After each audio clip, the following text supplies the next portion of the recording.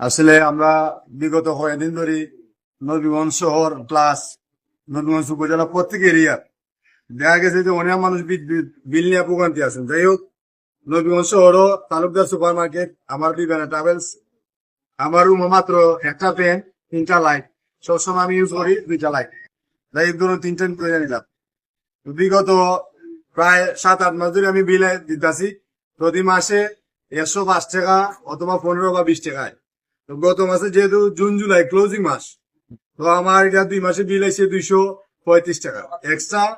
UCB ব্যাংকের মাধ্যমে তারা 50 টাকা বলন নিছে।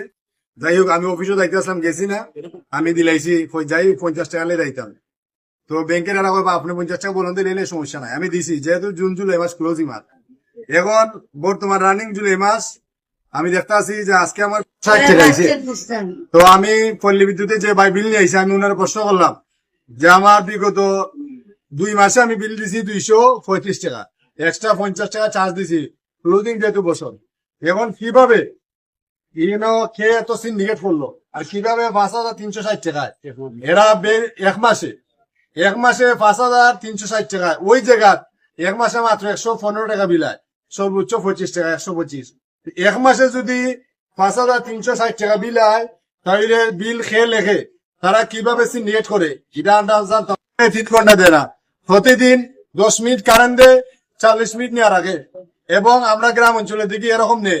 তাহলে এত যদি কারেন্ট নিয়ে কি, তাহলে বিল কিভাবে আয়, আর এক মাসে কিভাবে 5,360 টাকা বিল আয়, এটা আমরা বুঝতাম চাই। আরো যারা আছেন ভোগান্তি আমরা দেখছি, আমরা নবীগঞ্জ শহরে ব্যবসায়ী যারা আছি, আমরা ব্যবসায়ী সমিতি যারা আছেন, আমরা আহ্বান করছি তারা এই বিষয় নিয়ে মাতবা।